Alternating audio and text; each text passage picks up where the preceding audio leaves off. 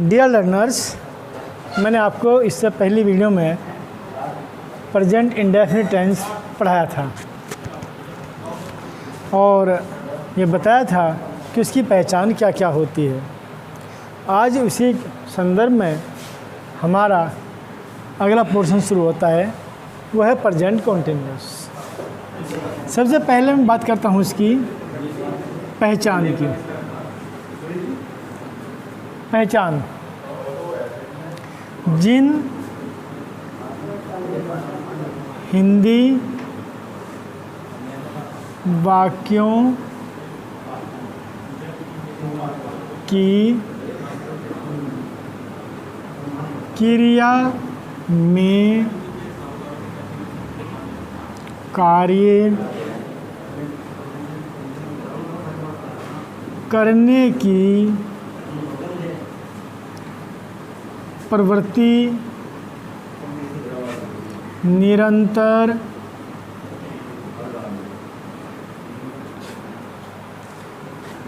चल रही हो,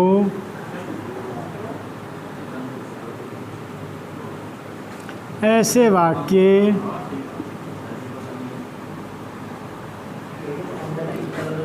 प्रेजेंट कॉन्टिन्यूअस के अंतर्गत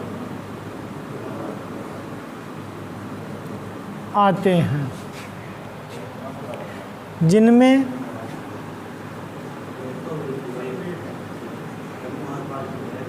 रहा है, रहे हैं, रहा हूँ, रही है, हुई है।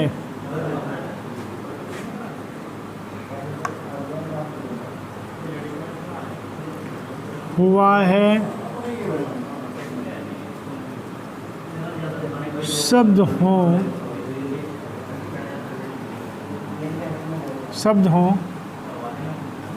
वे इस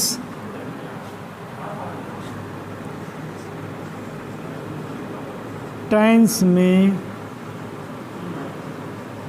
शामिल होते हैं। जैसे पहले मैं वाक्य हिंदी में बता रहा हूँ। खिलाड़ी मैदान में क्रिकेट खेल रहे हैं।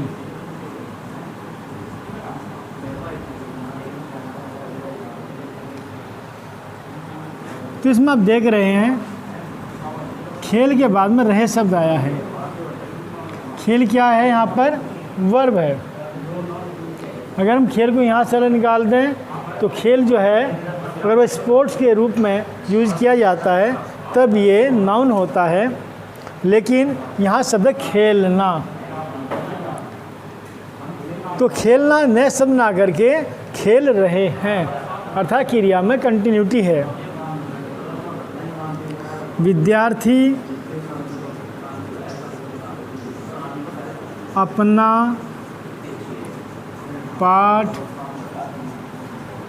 याद कर रहे हैं। तो इसमें करना जो है वो वर्ब है और इसी में वर्ब बाद में आया है रहे हैं, अर्थात डू। तो डू में हम इसी क्रिया को जोड़ेंगे। तो सबसे बड़ी बात यही है। तीसरा वाक्य मैं इसमें एक और लिख रहा हूँ।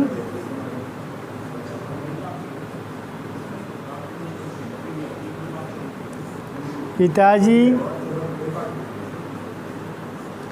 कुएं के पास बैठे हुए हैं। तो यहाँ पर मैंने भी ऊपर लिखा था बैठे हुए हैं, हुआ है, तो ऐसे वाक्य भी इसके अंतर्गत आते हैं।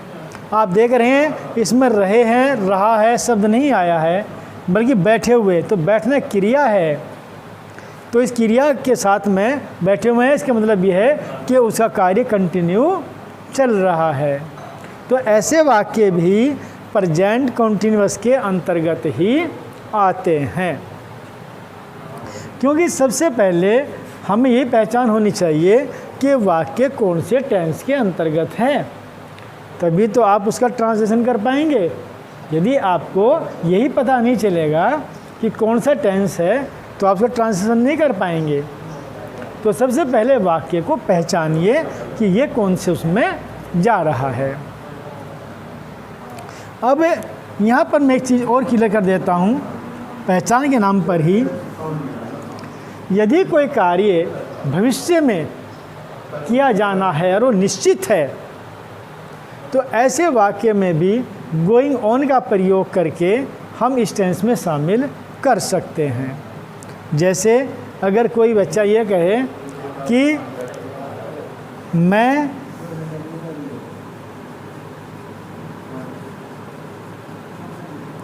सोमवार को अपना जन्मदिन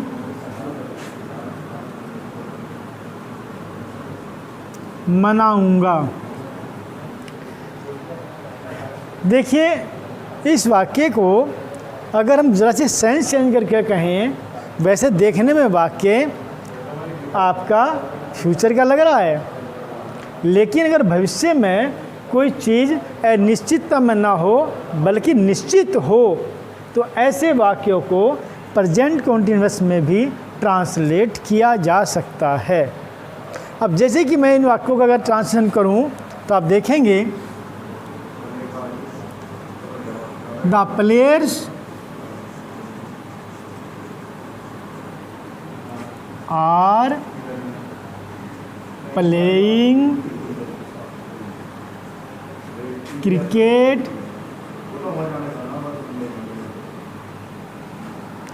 कहाँ? In the playground. तो यहाँ पर आमतौर से बच्चे मैदान शब्द के लिए फील्ड इस्तेमाल करते हैं। ये बात मैंने पहले भी आपको शायद याद दिलाई थी, नहीं एक बार फिर याद दिला देता हूँ कि फील्ड जो खेत के लिए भी इस्तेमाल करते हैं, लेकिन जब हम खेल रहे हैं तो वहाँ पर खेत नहीं हो सकता, इसलिए फील्ड शब्द का इस्तेमाल हम कम करें। जहाँ तक हो सके जहाँ खेल अगर कोई बच्चे खेल रहे हैं तो वहाँ पर मैदान के लिए प्ले ग्राउंड का इस्तेमाल करें, क्योंकि वो खेल का मैदान है, तभी वहाँ खेला जा रहा है। फील्ड शब्द जो है, मान लीजिए हम कोई कहने लगे कि किसान खेत जोत रहा है, तो तब भी हम फील्ड कहते हैं, तो खेत के लिए भी फील्ड, और बच्चे मैदान में खेल रहे हैं तो तब भी उसके लिए फील्ड। तो दोनों में अगर देखा जाए तो काफ़ी अंतर है। तो इसलिए मेरा अपना मानना है कि ऐसी स्थिति में हमेशा ही प्ले ग्राउंड का इस्तेमाल करें। दूसरी चीज़ है, विद्यार्थी पाठ याद कर रहे हैं। The students are learning their lesson.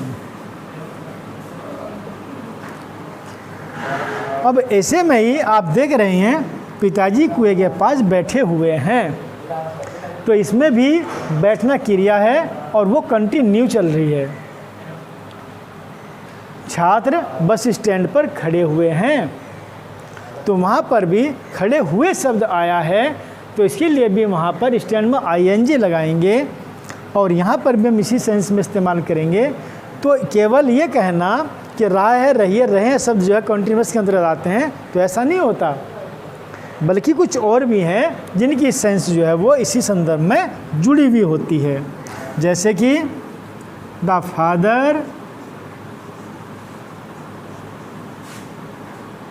Is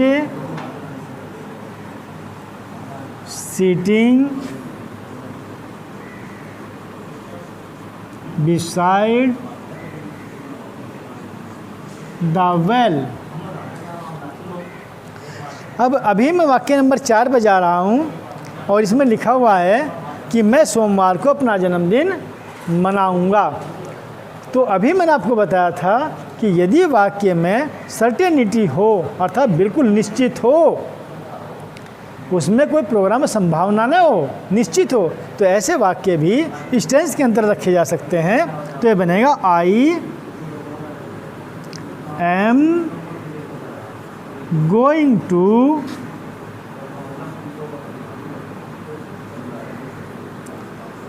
celebrate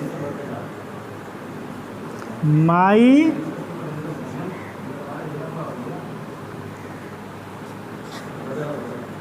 birthday on Monday. तो ऐसे में आप देख ही रहे हैं कि इसमें भले ही गा लग रहा हो, लेकिन गा नहीं, ये फ्यूचर टेंस में नहीं बनेगा, बल्कि ये वाक्य जो है वो गोइंग ऑन लगा करके प्रेजेंट कॉन्टिन्यूअस में ही बनेगा। तो अब हम यदि इन बातों को विचार करते हुए अब हम चलते हैं कि इनके नियम क्या होंगे, हम नियम कैसे देखेंगे इनके, कि हम ट्रांसलेट जो है कैसे करें। तो मैं अब नियमों के ऊपर चल रहा हूँ कि उसके नियम क्या होंगे, और वो इन जो मैंने वाक्य लिखे हैं ट्रांसलेशन के, इन्हीं के आधार पर ही हम आगे चलेंगे। तो आप देख रहे हैं, मैं पहले बता चुका हूँ आपको कि एक वचन या बहुवचन, तो इसमें भी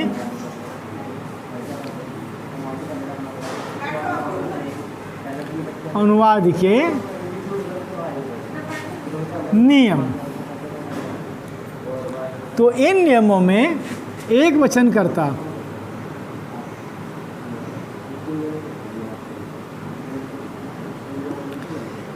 एक वचनकर्ता के बारे में मैं पहले भी आपको बताया है कि ही, सी, इट, दिस, दैट और कोई नाम, ये एक वचनकर्ता के अंतर्गत आते हैं।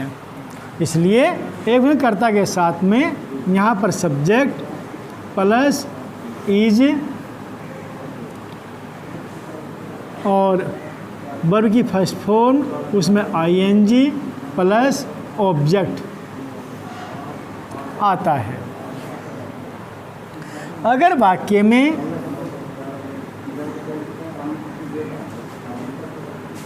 आई करता हो तब आई प्लस एम, फिर वर्ब जो भी होगी मेन वर्ब, उसमें आईएनजी प्लस जो भी ऑब्जेक्ट होगा वो लगेगा।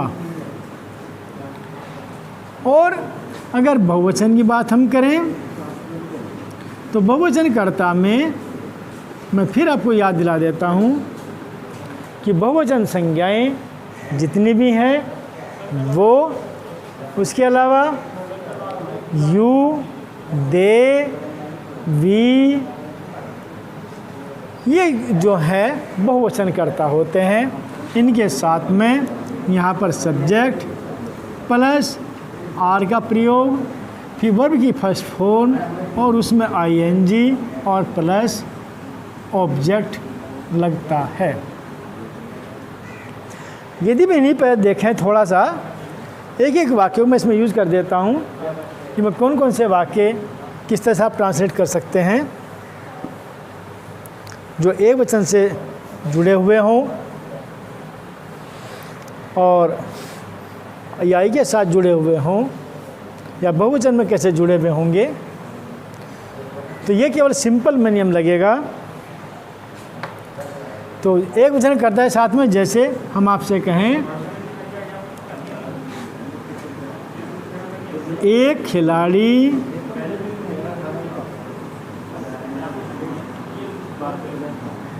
सड़क पर पूरी तेजी से दौड़ रहा है। तो ये वाक्य एक खिलाड़ी, तो ये एक वचन से संबंधित है। तो क्या बन जाएगा इसका अनुवाद? ए प्लेयर। तो ये तो हो गया सब्जेक्ट। इसके बाद वर्ब क्या है? इज। क्या कर रहा है? दौड़ रहा है। तो ए प्लेयर इज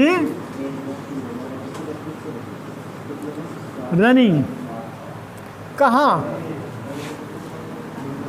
कहाँ दौड़ रहा है? सड़क पर।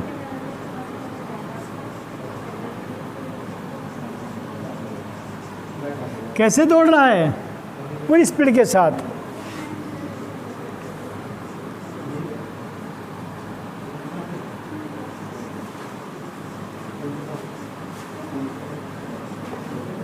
Full speed, with full speed.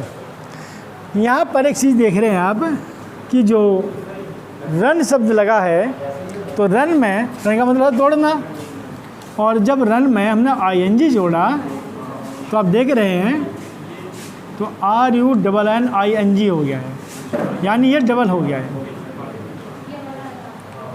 Dear students, इस बात का ध्यान रखिए कि यदि कोई बाद में यहाँ पर कॉन्सोनेंट हो, यानी कोई व्यंजन हो और व्यंजन से पहले यहाँ पर कोई वोवेल आ रहा हो, तो ऐसे में वो वर्ड्स डबल हो जाएगा, यानी कॉन्सोनेंट जो डबल लिखा जाएगा।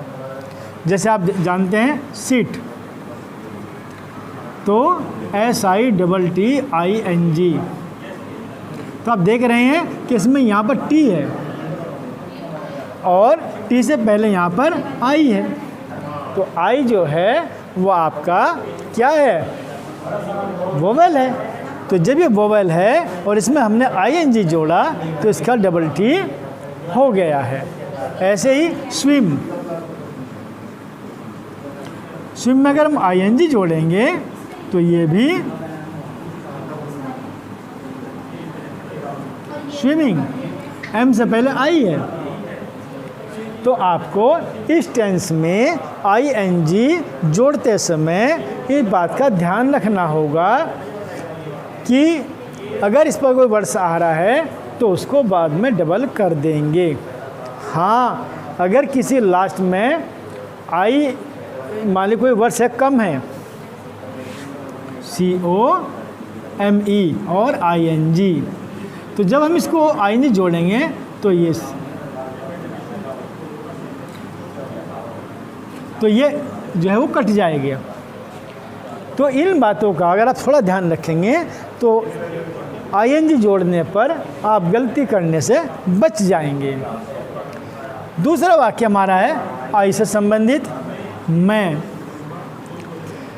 इस टेंस में और परफेक्ट कॉन्टिन्यूअस में एक अंतर आता है, उसमें समय दिया हुआ होता है और इसमें समय दिया हुआ नहीं होता। तो ये भी आपको ध्यान रखेंगे। तो इसमें समय नहीं दिया हुआ है तो यहाँ पर हम ले चलते हैं, जैसे कि मैं अपना पाठ याद कर रहा हूँ। तो क्या हो जाएगा? I am learning my lesson। तो आई के साथ जब भी कभी ऐसा वाक्य होगा तो M लगेगा। ध्यान रहे, ऐसा भी कभी होता है जैसे कि मेरा भाई समाचार पत्र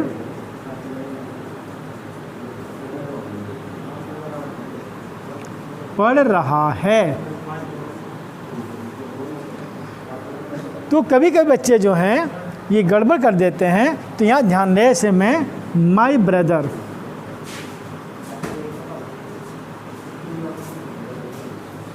my brother is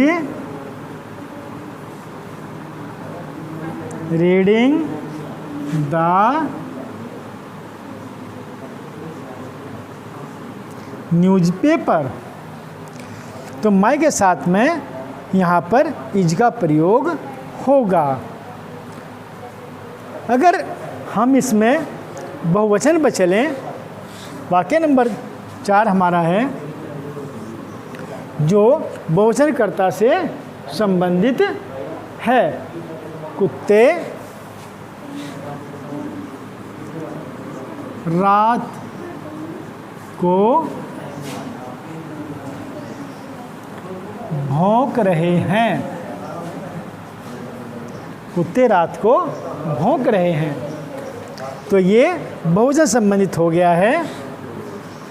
the dogs are barking in the night.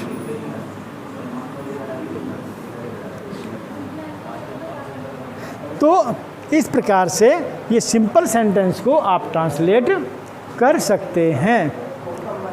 जैसे कि तुम्हारी बहन खाना बना रही है, तो क्या बन जाएगा? Your sister is cooking the food. नाई सोया हुआ है। The barber is sleeping. मैं यहाँ बैठा हुआ हूँ। I am sitting here. आज वर्षा हो रही है, तो इट इज रेनिंग टुडे। हम टेलीविज़न देख रहे हैं। We are watching TV. तो इस प्रकार से हम इनको जो अफर्मेटिव सेंटेंस हैं उनका इस्तेमाल कर सकते हैं। अब हम चलते हैं इसके नेगेटिव पार्ट पर, क्योंकि जो वाक्य नेगेटिव होते हैं फिर उसमें हमें नोट शब्द का प्रयोग करना होता है। तो तब जो हेल्पिंग वर्ब हमारी है उस हेल्पिंग वर्ब के बाद हम नोट का प्रयोग किया करते हैं। तो नेगेटिव सेंटेंस में एक वचन में subject plus is plus note verb की फर्स्ट फॉर्म और उसमें आईएनजी प्लस ऑब्जेक्ट। अगर आई है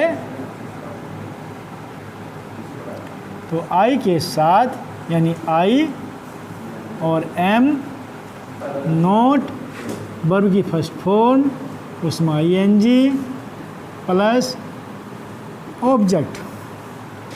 बहुवचन करता है तो यहाँ पर subject plus are not verb की फर्स्ट फॉर्म उसमें आईएनजी प्लस ऑब्जेक्ट। अब इनके वाक्य पर हम डिस्कस करते हैं। जैसे मैं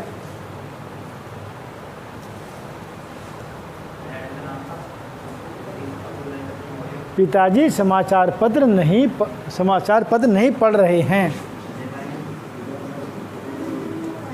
पिताजी आज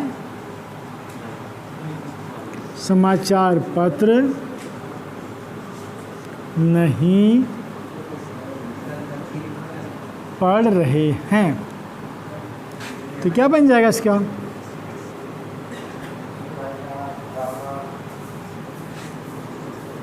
the father is not reading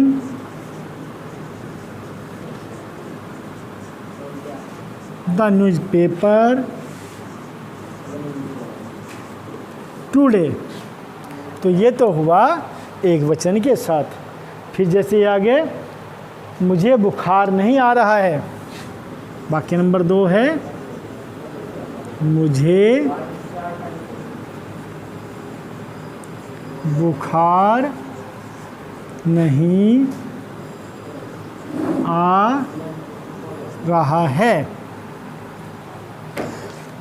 तो बुखार से कोई आदमी नहीं जो बुखार आएगा, इसलिए इसमें बुखार से पीड़ित होता है। तो क्या आएगा?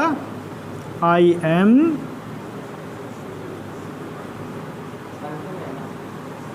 Suffering, I am not suffering from fever। तो M के बाद नोट का प्रयोग किया गया है। लड़के शोर नहीं मचा रहे हैं, लड़के शोर नहीं मचा रहे हैं। तो क्या लगेगा? The boys are not making a noise. तो आप देख रहे हैं, एक वचन के साथ में हमने जो ऊपर वाले नियम 3 लिखे थे, तो इज के बाद नोट का प्रयोग, एम के बाद नोट का प्रयोग और आर के बाद नोट का प्रयोग किया गया है। तो ये थे वाक्य हमारे थोड़े से जो नेगेटिव संबंधी। अब हम चलते हैं इसका अगला पार्ट, जो इंट्रोगेटिव से संबंधित होगा।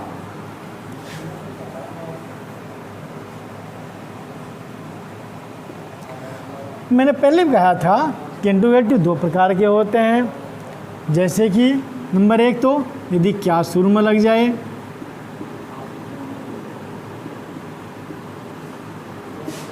और नंबर 2 कोई प्रश्नवाचक शब्द वाक्य के बीच में हो,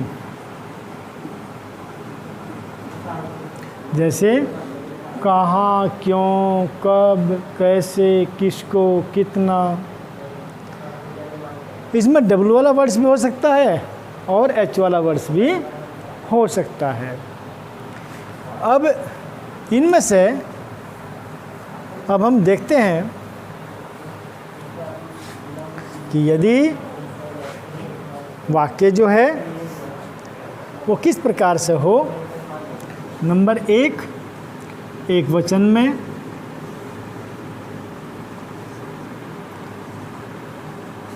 क्या शुरू में आ जाएगा, जैसे कि क्या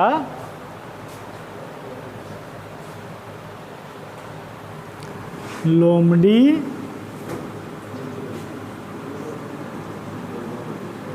इधर आ रही है।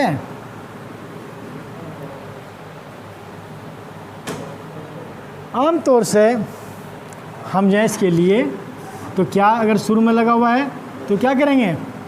मैं पहले इसको यहाँ लिख देता हूँ। नंबर 1 में इज पहला आ जाएगा, इज प्लस सब्जेक्ट, नोट लगेगा अगर है, नोट दिया हुआ होगा तो सब्जेक्ट के बाद लगेगा। वर्ब की फर्स्ट फॉर्म उसमें आईएनजी प्लस ऑब्जेक्ट और बाद में क्वेश्चन मार्क। अगर नंबर 2 पे एम है लगा हुआ है तो am plus subject plus not, यदि हो वर्ब की फर्स्ट फॉर्म उसमें ING plus object. Number 3 are पहला आएगा, सब्जेक्ट नोट, यदि है वर्ब की फर्स्ट फॉर्म उसमें आईएनजी प्लस ऑब्जेक्ट, बाद में क्वेश्चन मार्क। तो इसमें क्या है, ये एक वचन है, तो इज द फॉक्स। देखिए फॉक्स एक कॉमन वर्ड्स है, वैसे लोमड़ी की इंग्लिश में विक्सन होती है। इज द फॉक्स या विक्सन कमिंग टूवर्ड्स हेयर। बाद में क्वेश्चन मार्क। नंबर 2 अगर एम लगा हुआ हो, क्या मैं तुम्हारा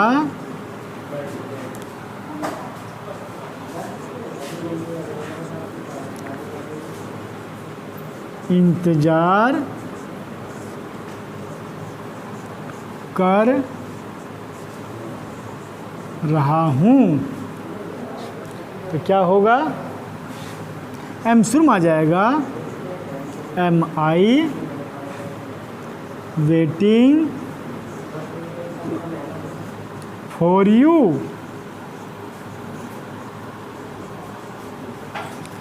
वाक्य नंबर 3 में अगर बहुवचन में हो, क्या तुम मेहमानों का इंतज़ार नहीं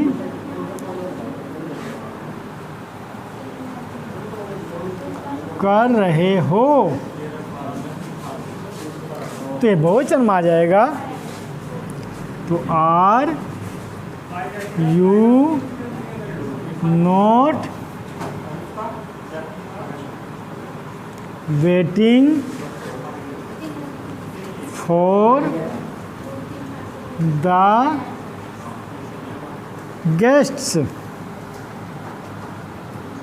तो are you not waiting for the guests. तो ये हुए अगर क्या वाक्य के शुरू में लगा हुआ हो। फिर हम इस नियम पर आधारित इसको रखते हुए इस वाक्य को जितने भी होंगे उन्हें हम ट्रांसलेट कर सकते हैं। अब हमारी दूसरी बात आती है कि यदि प्रश्नवाचक वाक्य लगा हुआ हो तब क्या करेंगे। तो हमें ये करना है कि ये जो दिए हुए वर्ड्स हैं इनमें हम यहाँ पर वो जो प्रश्नवाचक शब्द है उसका इस्तेमाल इज एम आर से पहले कर देंगे। बस ये ध्यान रखना है। अब जैसे कि वह दिन में क्या कर रहा है, वह दिन में क्या कर रहा है। तो अब देख रहे हैं इसमें क्या शब्द शुरू में ना करके वाक्य के बीच में आया है। तो यदि वाक्य के अगर शुरू में आता है तो हम ये वाला नियम लगाते, लेकिन यहाँ तो वाक्य के बीच में आया है तो इसलिए क्या अंग्रेजी क्या आएगी, व्हाट। अब ये वह एक वचन है तो व्हाट इज, ये आएगा व्हाट इज, कौन, ही, ये आ गया। फिर क्या करना, व्हाट इज ही डूइंग, कब? In the day. इसी प्रकार से अगर हम नंबर 2 को लेकर चलते हैं तो आएगा तुम मेरे घर कब आ रहे हो? तुम मेरे घर कब आ रहे हो? तो इसमें क्या वर्ड्स आया है? कब। तो कब का अनुवाद सबसे पहले हम लगाएंगे। तो व्हेन, अब यू है, यू बहुवचन है, तो व्हेन आर यू, अब नोटिस में है नहीं, तो व्हेन यू आर कमिंग, कहाँ? To my home. When are you coming to my home? तो यहाँ पर when शब्द जो है वो शुरू में लग गया है। तो इस प्रकार से अगर मान लीजिए आई लगा हुआ होता तो आई से पहले भी हम इसका इस्तेमाल ऐसे ही कर सकते हैं। फिर मैंने आपसे एक वाक्य अभी कहा था कि क्या तुम रविवार को अपना जन्मदिन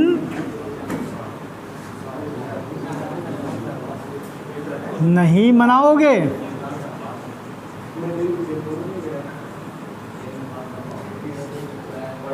क्योंकि वो दिन फिक्स है, डेट फिक्स है, तो क्या लगेगा? Are you not going to celebrate, are you not going to celebrate your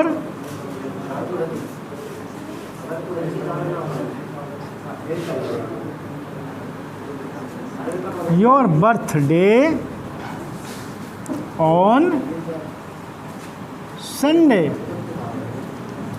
तो देखने में ये वाक्य फ्यूचर टेंस लग रहा है, लेकिन जहाँ कोई निश्चितता होती है तो ऐसे वाक्य जो हैं वो गोइंग के साथ प्रेजेंट कॉन्टिन्यूअस में प्रयोग होते हैं और इनका अनुवाद भी इसी टेंस में होता है। तो इस प्रकार से आप इस टेंस को अच्छी तरह से देखिए। अगर कोई चीज़ समझ में नहीं आएगी तो आप जो मैंने पहले अपना नंबर दिया था उस पर आप मेरे से कांटेक्ट कर सकते हैं।